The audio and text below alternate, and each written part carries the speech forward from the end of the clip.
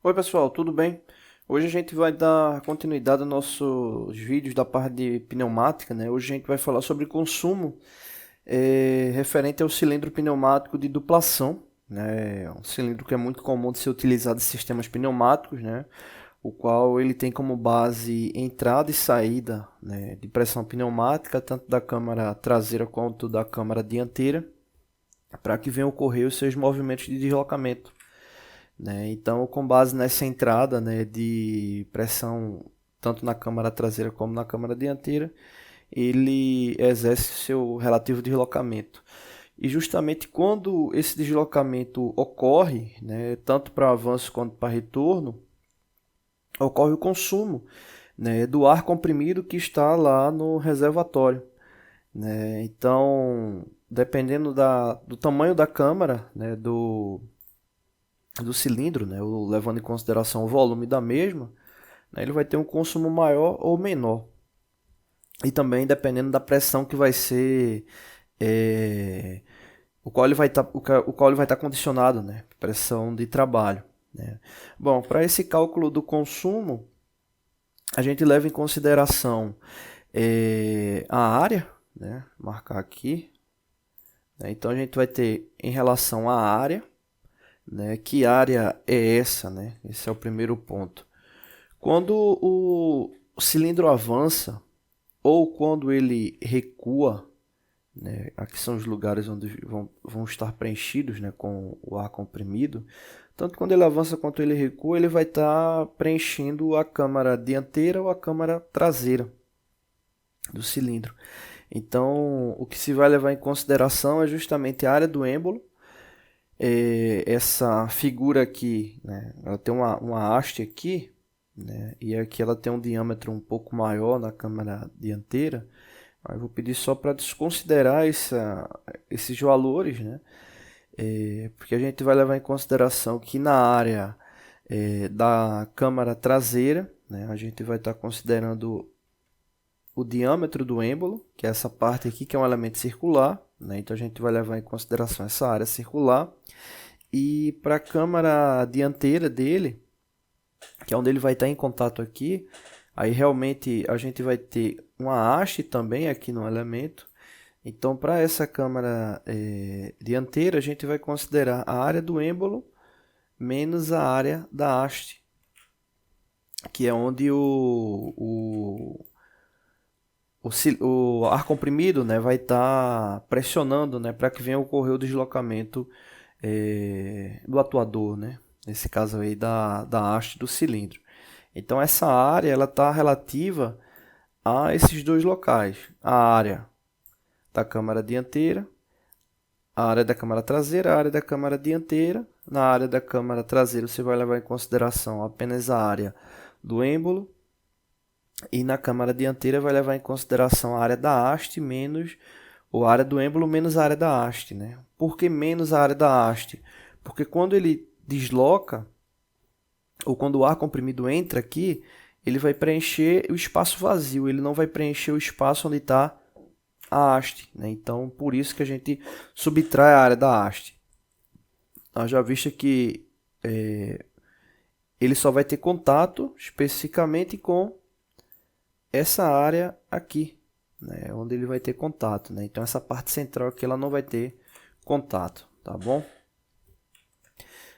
Fora a área, a gente tem o comprimento, né, útil do cilindro, que aí é para levar em consideração o volume, né, já que a gente está querendo ver consumo. Então, a área vezes o comprimento, a gente vai ter o volume, né, o volume cilíndrico aí do cilindro, né. O N é referente à quantidade de ciclos que ele vai realizar no minuto, né, já que a gente está querendo saber consumo por minuto. E a gente vai precisar também fazer uma relação entre a pressão efetiva e a pressão ambiente onde o sistema está instalado, né? Você deve levar em consideração que o cilindro, quando ele avança ou recua, existe uma pressão atmosférica externa também, né? E essa pressão atmosférica externa, ela também condiciona qual será o consumo que vai ter no cilindro. Haja vista que para que ele venha a ter o deslocamento, tem que ter uma agitação molecular alta, que é justamente a relação da pressão, né? Então, se tem que fazer essa relação de compressão, o qual se leva em consideração a pressão interna em relação à pressão atmosférica, né? Imagina que a pressão atmosférica interna, ou a pressão interna do cilindro fosse igual à pressão atmosférica externa, né? Ou seja, você não teria deslocamento, né? Então, vamos supor que gradativamente você vá subindo a pressão interna do cilindro, vai chegar um momento que ele vai ter força suficiente para deslocar, mas existe a barreira externa, que é justamente essa pressão ambiente, né? Então, essa pressão ambiente a gente tem que considerar para o consumo, né? Sistemas que trabalham ali, trabalham a nível do mar, né? Você acaba tendo uma interferência menor da pressão ambiente, mas sistemas que trabalham com pressões atmosféricas externas, diferentes da pressão atmosférica comum, né, a nível do mar, você acaba tendo uma relação de consumo mais deficitária, tá bom? Então a gente precisa fazer essa relação. Vamos supor aqui um exemplo, né? Então aqui a gente vai ter um cilindro pneumático com comprimento útil de 12 centímetros. Esse aí está ligado ao S, né, que a gente viu anteriormente. O diâmetro da haste igual a 3/4 e o diâmetro do êmbolo 2 polegadas, né? E aí, como eu disse, se você for observar aqui essa imagem, observa que tem aqui, ó, uma partezinha com diâmetro maior do que o comprimento total da haste, né? Então a gente vai desconsiderar para efeito do cálculo, se você fosse fazer desse cilindro aqui especificamente, é claro que isso aqui teria importância, né? Então teria que ter essa relação aqui de volume para subtrair da câmara dianteira. No mesmo caso que na câmera traseira, se ele tivesse qualquer outro elemento fora a área de contato com o êmbolo, também deve ser subtraído, né? Mas a relação matemática não muda, lógica. Bom, então a gente tem aqui esses valores, né? O comprimento 12 centímetros, diâmetro do êmbolo 2 polegadas, diâmetro da haste 3/4, pressão ambiente 1,2 bar, pressão efetiva, né, pressão de trabalho 7 bar, e ele vai realizar 10 ciclos por minuto, né? Ou seja, avança e recua 10 vezes por minuto. Bom, para começar o cálculo, a primeira coisa que a gente vai fazer é converter a parte circular, né, os diâmetros, para centímetro, né? Vamos levar em consideração aí como efeito de cálculo, né, centímetros cúbicos por minuto como resultado final, qual a gente consegue converter para litros por minuto, né? Então, fazendo essa conversão, a gente acaba tendo a relação de consumo. Aí você pode até perguntar, ok, mas essa relação de consumo, o que é que vai interferir? O local onde fica armazenado o ar comprimido, né, no caso do reservatório, ele tem uma capacidade também de armazenamento, né? Então, quanto mais os elementos periféricos, né, válvulas, mangueiras, atuadores, como o caso do cilindro, executam deslocamento, ou tem escape ou vazamento, você acaba consumindo, né, esse ar comprimido que está ali no reservatório, ou seja, o volume diminui. E quando ele chega num determinado ponto, antes de atingir o nível crítico, o compressor ele volta a atuar novamente, ou seja, o compressor ele não fica atuando constantemente, né? Senão você teria um gasto de energia muito alto, né? Então ele volta a atuar, mandando o ar comprimido para o reservatório para que ele fique dentro de um limite aceitável, né? Levando em consideração pressões máximas e mínimas aí do sistema que você vem atuar. Tá bom? Então por isso que é importante saber essa relação de consumo para poder dimensionar aí o compressor. Então, no caso aqui, o primeiro ponto vai ser converter os diâmetros, né, para a área, né? Então 2 polegadas equivale a 50,8, ou seja, 1 polegada equivale a 25,4 milímetros. Como o comprimento está em centímetro, a gente vai converter para centímetro, né? Então 2 polegadas equivale a 5,08 centímetros. A gente precisa converter também o diâmetro da haste, né? 3/4 de polegada equivale a 19,05, né? Só você pegar 25,4, dividir por 4 e multiplicar por 3, né? Levando em consideração aí dividir pelo denominador, multiplicar pelo numerador. Convertendo 19,05 milímetros para centímetro vai dar 1,905 centímetros, né, ou quase 2 centímetros, né?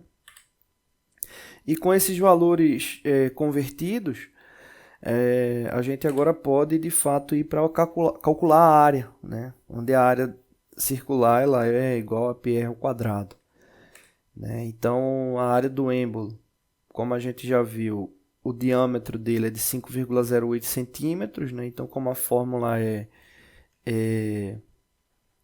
πr, né? A gente vai ter o raio, né, aplicado aqui, tanto para a área do êmbolo como para a área da haste, né? Então a gente vai ter o raio aqui aplicado. Então, se o diâmetro indicado está aqui de 5,08 para o êmbolo e de 1,905 para a haste, só dividir por 2 que você vai ter os respectivos raios, né?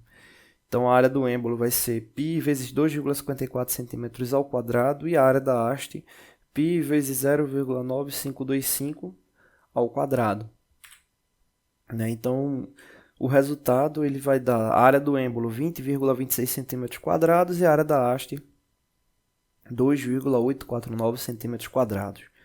Então esses valores aí eles devem ser guardados para que sejam aplicados na fórmula. Lembrando que para o cálculo da área útil, né, da câmara dianteira, a gente vai ter a área do êmbolo menos a área da haste, né? Então a área efetiva na verdade vai ser a subtração de um pelo outro, né? Então subtraindo 20,26 cm² por 2,849, que é a área da haste, lembrando que quando a câmara dianteira ela é preenchida, né, pelo volume do ar comprimido, o volume da haste ele não é preenchido, né? Ou seja, nesse tipo de sistema, quando você tem pressões iguais de entrada e saída, a entrada dele para avançar, né, sempre vai ser um pouco mais lento do que o retorno, porque o retorno é um volume menor, já que ele já tem preenchido esse volume da haste, né? Então por isso que é preciso subtrair.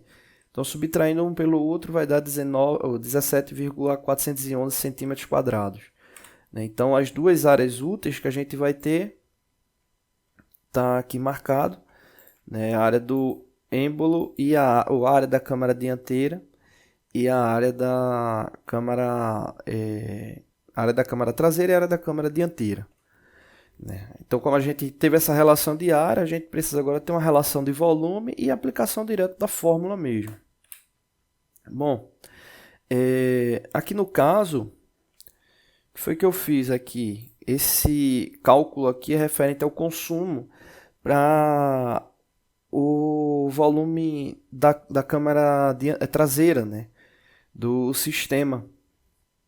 Eu considerei aqui, arredondei, estava 1,2 bar de pressão ambiente, mas é praticamente irrisório para o processo, né? Então eu coloquei aí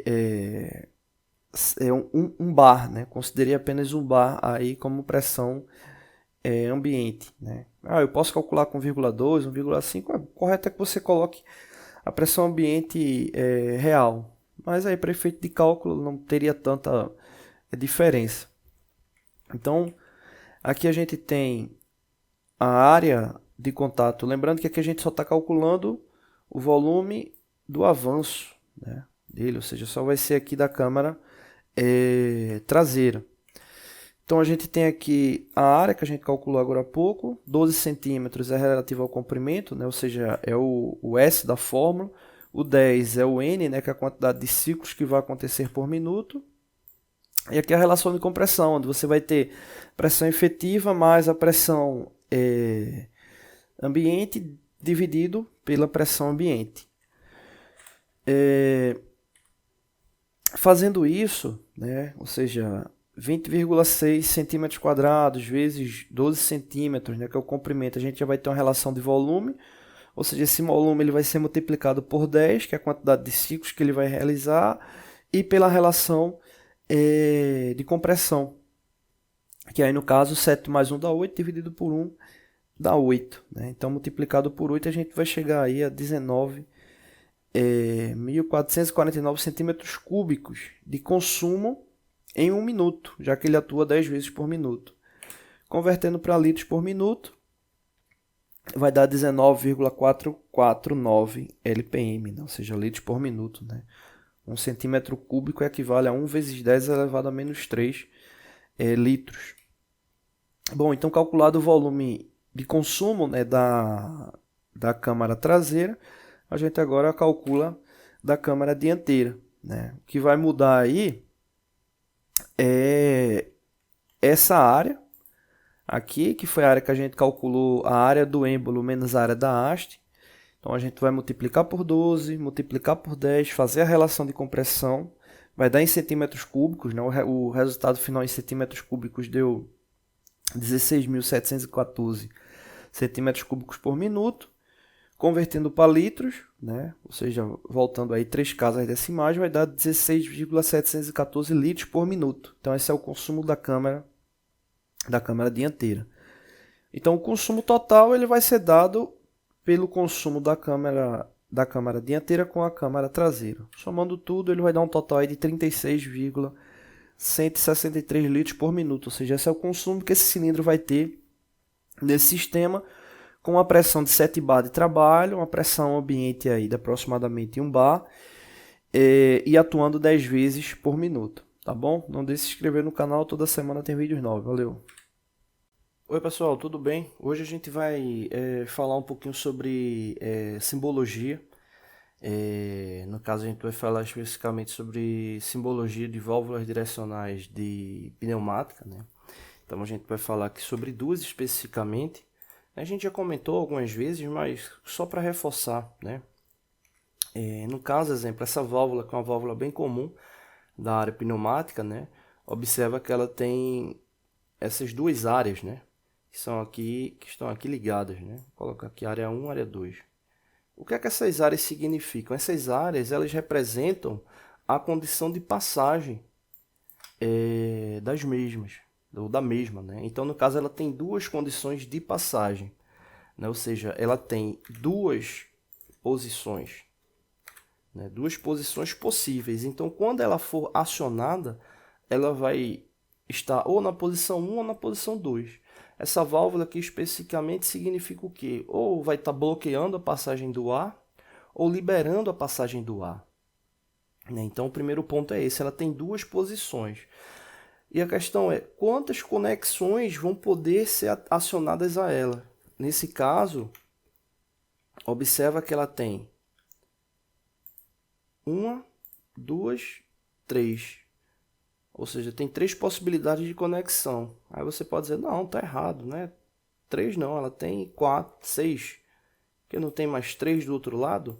Só que essas 3 do outro lado são as mesmas dessas outras 3 iniciais. A gente está falando de mangueiras que vão ser conectadas à válvula. Então a gente vai ter 3.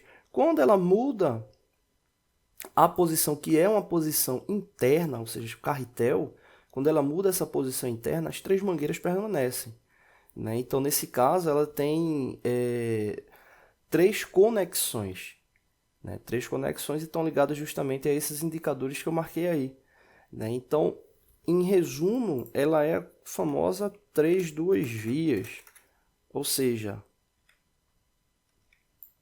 3 conexões por 2 posições, né? Então, essa válvula é chamada de 3 duas vias. O que acontece com essas válvulas? Como é que elas são acionadas? Exemplo, esse caso aqui, ela é acionada por meio de um solenoide e retorno por mola. Essa condição de acionamento, ela pode alterar, né, nas válvulas, então é importante ficar atento com isso. Tem vários tipos de elementos que possam acionar elas, né? No próximo vídeo a gente vai falar sobre isso. Então, nesse caso aqui, ela é uma válvula 3 duas vias, acionada por solenoide e retorno por mola. Essa daí é a válvula. Uma válvula pneumática, né? A gente normalmente identifica com as saídas, né, para a atmosfera, né? No caso das válvulas hidráulicas, você tem justamente a questão do retorno para o tanque. A gente vai falar também depois. Bom, só para finalizar, essa outra válvula aqui, ela é diferente da que eu mostrei agora. Se você observar, ela continua tendo duas posições, ou seja, essas duas caixinhas aqui. Então ela tem duas posições, posição 1 e posição 2, beleza, só que agora ela possui 5 conexões, que são esses pontinhos que eu estou marcando aí de azul. Mesma situação, ela sempre vai ter a mesma quantidade de conexões em uma caixinha e na outra, só que você tem que lembrar que isso aí é externo, ou seja, são mangueiras que estão ligadas aqui ao externo. Então, quando ela movimenta o carretel interno, que é o carretel, é por onde vai ter a distribuição da passagem do fluxo interno. Então, quando ela movimenta o carretel, ela não movimenta a condição das mangueiras. Então, ela tem 5 conexões. Se você observar aqui, dá para ver bem essas 5 conexões. Aqui 1, 2, 3, 4, 5. Né? Ele está aqui no modo de simulação, por isso que ele mudou a posição. Né? Ele estava nessa daqui e mudou. Então, nesse caso, observa que ela tem duas posições e tem as 5 conexões, né? Então, essa daí é a famosa 5 duas vias, ou seja, 5 conexões e 2 posições, né? Então, ela é chamada aí de válvula direcional 5 duas vias. Ela também essa daqui também é acionada por solenoide e tem retorno por mola, tá bom? A gente vai falar sobre em outros vídeos sobre outros elementos de simbologia, né? Então aí fica essa dica aí para interpretação das válvulas direcionais. Só para não perder aqui o raciocínio, essa outra aqui tem a mesma condição lógica da primeira, ou seja, duas posições, 3 vias, né? Ou seja, as 3 conexões, né? Acionada por solenoide e retorno por mola. Agora, o que é isso aqui em cima? Isso aqui significa que ela também pode ser acionada manualmente, né? No caso dessa simulação aqui, ela está só ligada a esse acionamento manual. Vê que só quando aparece a mãozinha que eu aperto que ela aciona. Ela não está com nenhuma condição lógica aqui ao acionamento por solenoide. Bom, não deixe de se inscrever no canal, toda semana tem vídeos novos. Valeu!